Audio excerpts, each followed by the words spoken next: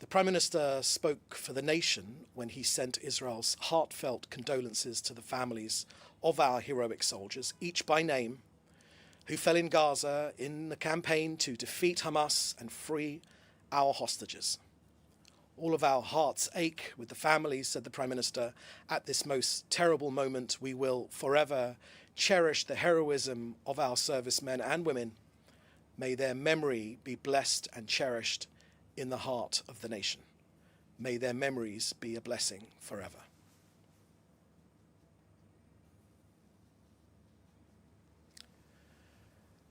Next, an update from Gaza, where Israel continues to act forcefully against the terrorist organization Hamas, including over the Shavuot period. Our armed forces have attacked dozens of terrorist targets in Gaza from the air. Israel has expanded its ground maneuvers, eliminating terrorists, destroying weapons depots, and additional terrorist infrastructure both above and below ground. Next, allow me to address the incident that happened earlier today, this morning, Tuesday, as crowds moved along designated routes towards a humanitarian aid distribution point in northern Gaza. Our soldiers identified several individuals who were deviating from the approved access route. Now, this occurred approximately half a kilometre from the aid distribution site. Now, our troops diligently issued warning shots, and as some of the suspects continued, despite these warning shots, advancing towards the troops in a threatening manner, further fire was directed near these specific individuals. Now, the IDF is very much aware of reports. The IDF is very much aware of reports of casualties and is reviewing the incident. But let me make a couple of points very clear. Firstly, the IDF is doing everything in its power to allow Gazans to get to the humanitarian aid. The IDF is not preventing the arrival of Gazans at humanitarian aid sites. Indeed, we are encouraging it. The warning shots were fired away from the aid distribution point in response to the threat perceived by the IDF troops. We've said many times already that the IDF has been facilitating the independent operation of this American NGO, the GHF, the Gaza Humanitarian Foundation, precisely to ensure that aid reaches civilians and not Hamas. We're cutting that lifeline to Hamas, the terrorist organization, which steals the aid and uses revenue which it obscenely charges Gazans to get that aid, which they should get for free, and uses that revenue to pay for more terrorists. Let's be clear. Israel is not preventing Gazans from accessing humanitarian aid, and the IDF did not fire at civilians in or near aid distribution zones. Now, from the incident on Sunday, the IDF's initial investigation confirms that serious accusations made on Sunday in so much of the media, they were based on Hamas propaganda. The IDF has already proved them, has put out materials proving them to be false and baseless. Now, we say this respectfully to colleagues in the media. We urge the media, do not amplify Hamas disinformation. Verify before reporting. The IDF operates in full accordance with international law, taking every single precaution to avoid civilian harm, even while under threat. And our forces on the ground will continue to defend themselves and facilitate aid delivery to civilians, to Gazans, and not to Hamas. Lastly, before we go into your questions, to Boulder, Colorado, the Prime Minister and the entire state of Israel pray for the full recovery of the wounded in this vicious terror attack that took place in Boulder, Colorado. Israel trusts the American authorities will prosecute the cold-blooded perpetrator to the fullest extent of the law, and will do everything possible to prevent future attacks against innocent civilians. It's very clear by now. These are anti-Semitic attacks, and they're happening around the world. And we are also very clear, and we know that they are a direct result of the blood libels against the Jewish state and its people, and this must be stopped. Hamas invent lies. The media, unfortunately, repeat them. And the result is Jews attacked, murdered, or with Molotov cocktails thrown at them. Okay, that's the end of our briefing here today. I will now take your questions. Please put your questions in the chat together with your news outlet, and we'll take some of these questions. First question here is a question about Saudi foreign minister and other foreign ministers who were planning a visit to Ramallah. Thank you for that question, Carrie Khan. That's a question from Carrie Khan at NPR. Regarding the Saudi foreign minister and other Arab foreign ministers who were planning a visit to Ramallah. Carrie, can I direct you to the foreign ministry who made a statement about that over the last few days, and they can give you the latest from Israel on that issue. Okay, there's no other questions here. Thank you for joining us here today. We'll have another briefing again shortly. We're available for interview or for any questions in the meantime. There's another question here. Question here from Julia Frankel at AP.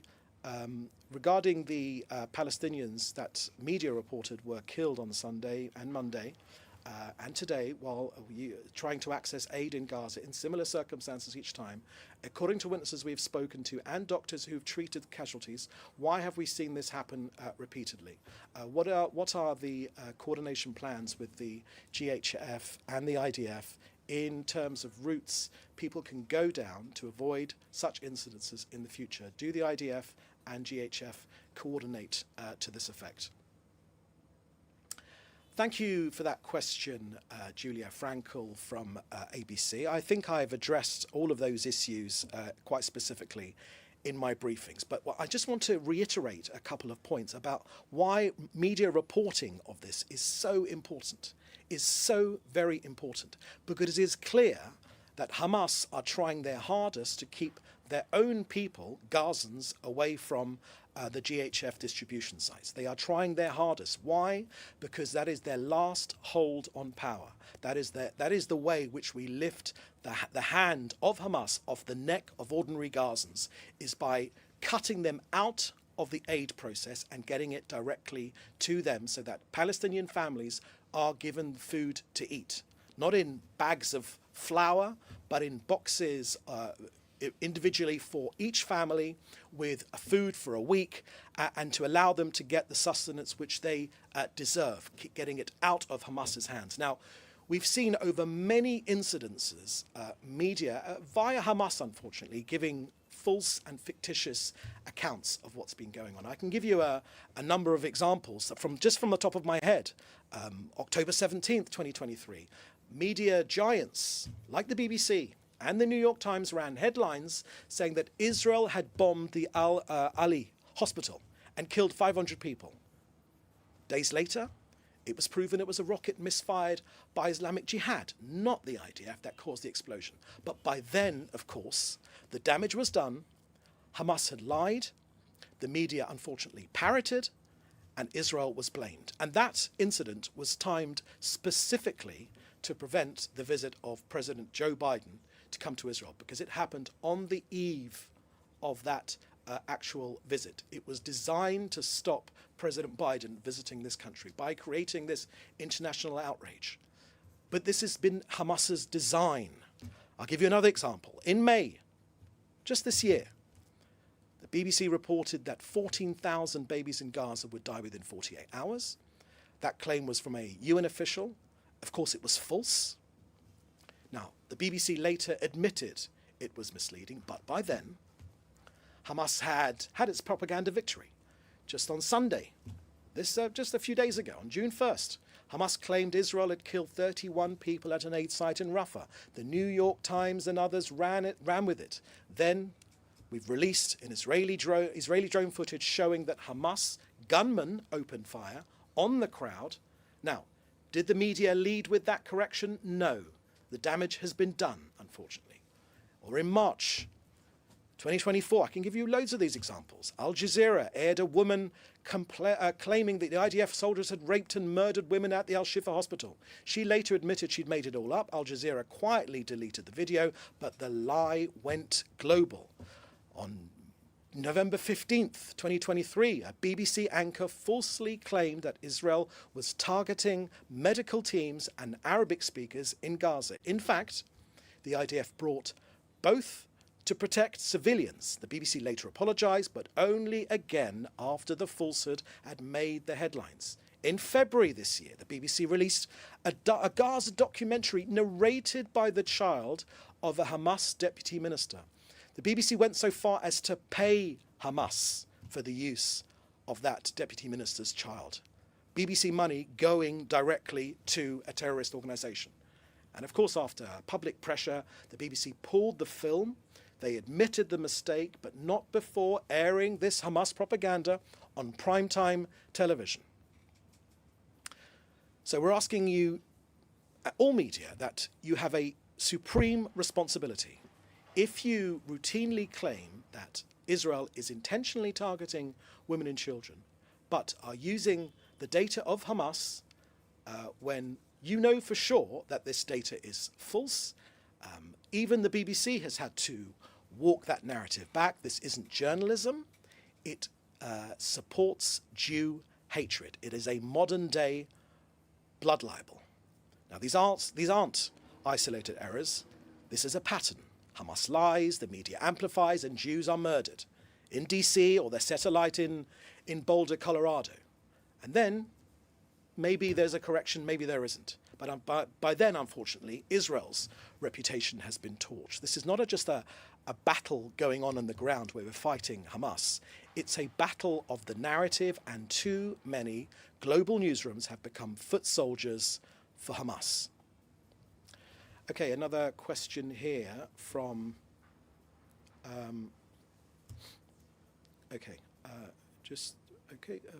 question from... Just go up a bit.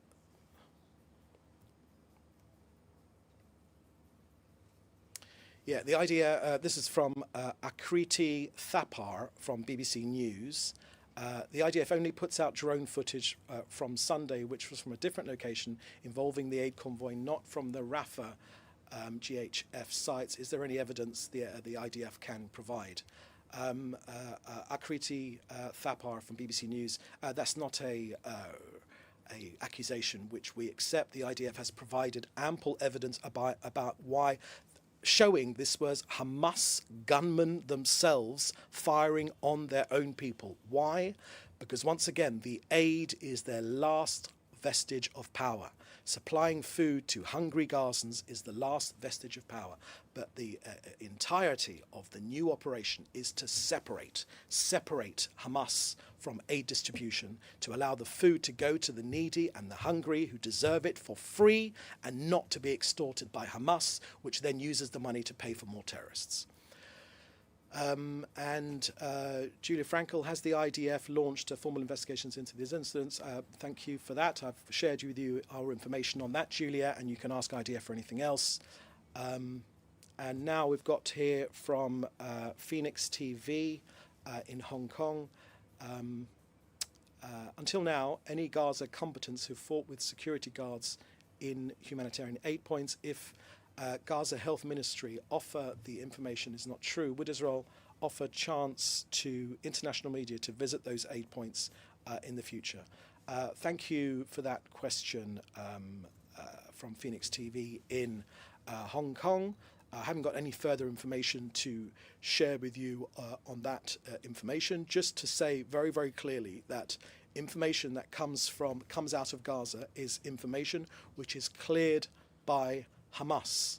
Hamas controls all of the information which comes out of Gaza, which is why we believe that our priority is getting hostages out and not sending journalists in.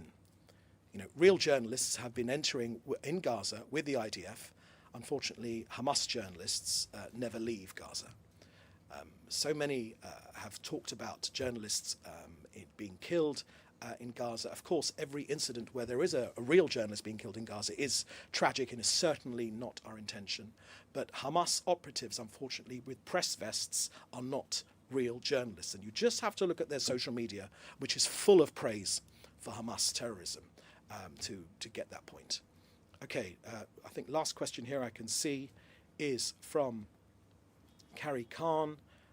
Carrie, just remind me of your news outlet. Just to be clear, you are saying the gunshot victims that we have been reporting on, you are saying that they were all shot by Hamas gunmen and not by the IDF. Again, thank you, Carrie from NPR. No, that wasn't what I said.